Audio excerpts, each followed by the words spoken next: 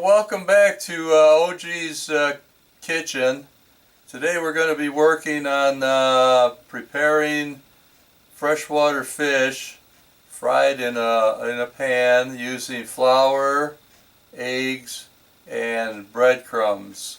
So let's get going with it, and I'll show you how to prepare it and fry it. So the first thing that we're going to want to do is wash off our fish. Okay, use a cold water. You can use a bowl like this if you have a pan or any kind of container. But just go ahead and make sure. I'm working today with cod. You can also do this with perch and any whitefish, pollock, or whatever, any freshwater fish that you like. The one thing that you want to make sure it's all thawed out. You don't want frozen fish. What we want to do at this point is just go ahead and throw a little bit of water in here, just enough to cover the fish. And what we want to do is add about 2 or 3 tablespoons of lemon. Okay? And what we're going to do at this point is just let it sit, just like that. You're only going to let it sit for about 5 minutes or so. Okay, so while we're letting the fish soak, we want to prepare our flour mix. And what that's going to entail is get yourself about a cup or so of flour. And if you can, put it in a big plastic bag. You don't have to use a bag. If you want to use a bowl, that's fine. I like a bag because I can get a little bit more flour on the fish while it's getting done. I'm just going to add about a cup in here. Okay, now at this point we're going to add our spices. Use about, I'm using my hand here, and we're probably looking at about a teaspoon of adobo, okay, and we're going to do about 50-50 on the salt. So it's going to be used about a half a teaspoon of regular salt and a half a teaspoon of adobo. And the reason I'm using both of these is because adobo has a lot of salt.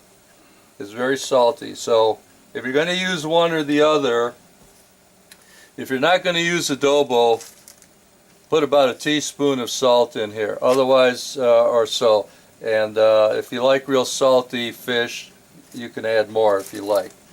Okay, so at this point we're going to add our other stuff, which is going to be maybe about a 1/4 teaspoon of oregano. I'm using a little parsley, about the same amount. We're going to use about the same amount of all of these herbs here. I like coriander. If you don't like coriander, don't use it. If you don't like any of these spices, you don't have to use them. And I use a little basil, about the same amount of all of these. Pepper. You always want to use a certain amount of pepper, about the same amount, maybe a little bit more. And it's about a quarter teaspoon of pepper. If you want, you can add a little cayenne pepper in there for heat. I'm not going to do that today, so we're just going to use what we have. And after you do all that stuff, just go ahead and mix it up real good. Okay, after you've done this, we can go back and get our fish prepared. It's been soaking about 5 minutes now. That's all you want to soak it for, is about 5 or 10 minutes. Okay, now that we've mixed our flour, we're going to get ready to prepare the fish. Now what I usually do is make sure you pull your fish out of the bath. And what we want to do at this point is pat it dry as much as you can. Try and get most of this water out so that it's relatively dry. The drier you can get this, the better off you're going to be when it comes to the flour mixture. You can go ahead and squeeze it in a little bit, squeeze all the water that's been soaking in there out. I'm just going to set this aside for a while and just let it continue drying. Get our egg mixture up. Now if you have one egg, probably all you're going to need for this.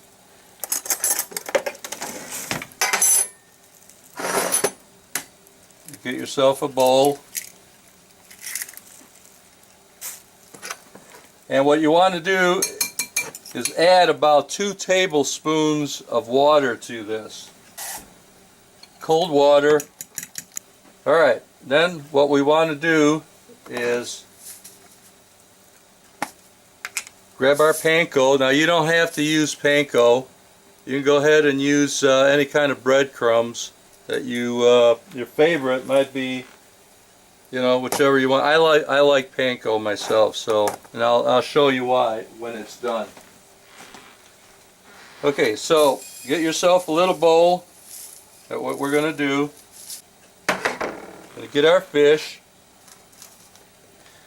Okay, at this point what we want to do is get our pan. Get a pan about this size, maybe a 12-inch pan. And what you want to do is put, it's hard to say, but put about 1/4 to 3/8 inch of oil into your pan, okay? And what we want to do now is take your dried fish, put it into your flour mix. You can put all 3 pieces in there, or 4 pieces, whatever you're working with. I'm working with 3 pieces of cod today. Take your bag, shake it all up, and what you want to do is try and bread all your fish. If you don't want to use a bag, you can go ahead and use a bowl, whatever you want to use.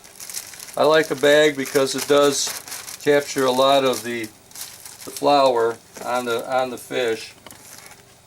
And immediately what you want to do is, after you got all the flour and everything on the fish, take your fish, put it in the egg bath, and then put it in your panko or breadcrumbs if that's what you're using. You can always throw a little bit more in there. Get that all covered up well. Okay, cover all that. Cover your fish with the panko as much as you can. And then immediately you want to throw those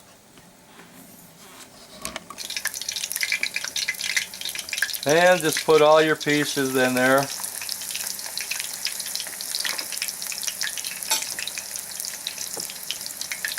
Now at this time you have to make sure that you look at your time, because what we want to do is cook these. Now I started this out at high heat, and what we want to do is once it's hot and you got those in there, lower your heat down to about medium. But you want to start out hot and then move it down to medium. So it's been about 5 minutes now since we put these in here, and I got it on, still have it on medium heat. At this point, you want to go ahead and make your turn.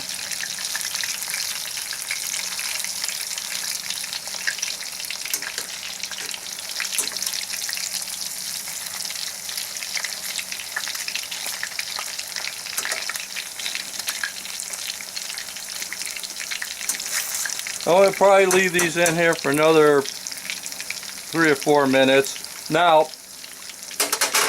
the thing I want to caution you about is because fish comes in different thicknesses, obviously. And you're going to have to determine by the thickness of your fish exactly how long you want to leave it in there. And it just becomes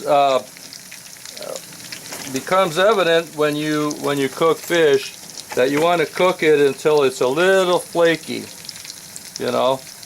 And once it becomes a little flaky, you know it's just about time to take off. And so you have to determine that. Obviously some pan fishes, if you're cooking freshwater fish like crappie or bluegill or things like that, they're going to be a little thinner.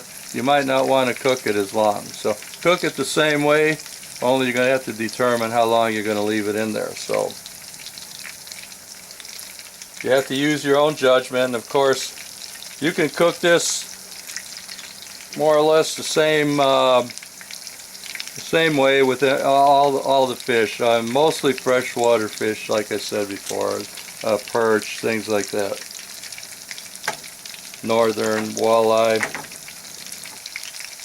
We're going to leave this here for another couple of minutes, and I think we're pretty much done. You can also regulate your heat. You don't want it too high. You don't want it too low where it's just soaking up grease either. So, okay, well it's been about another 4 minutes, and pretty flaky here. If you're not quite sure, leave it in a little longer. If you're you don't want to leave it in too long.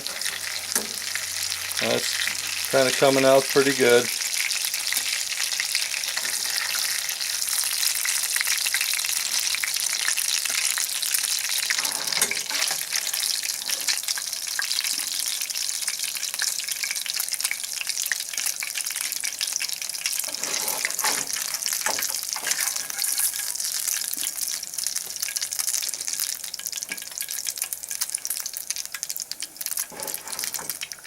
And we're done. And here we go. Okay, here we go. Well, you kind of got the basics of how to cook, how to fry this fish. You can also improvise a little bit on yourself. You can add different herbs, different spices, more salt, more pepper, obviously. But here's the end results. The whole cooking process, frying in the pan, shouldn't take you over I'd say anywhere from 7 to 10 minutes, depending on how thick your fish is. Okay, so bon appetit, and while the things are hot, I think I'm going to enjoy these little morsels of pan fried, panko fried, bread fried fish. Oh wow. Alright, so now we have everything out and plated. Today I'm going to have some fish that we just cooked, baked potato, and some beans, pinto beans, and some broccoli. And what we have here is some queso fresco and some salsa. And what we're going to do is just go ahead and make ourselves a little fish taco, and it's pretty simple. Just go ahead and cut a bunch of your fish, put right in there, and grab some beans you like. Yeah, put that right in there with that. Get some queso fresco. Now you can get this stuff at the Mexican store, or a lot of your big box chains have queso fresco, and you can buy that in little puff. And then we have some sour cream. Let's take a little bit of Mexican crema fresca, put that right in there. Okay, and then the final touch, a little salsa, and there you go. Have yourself a nice fish taco. Boy, is that good.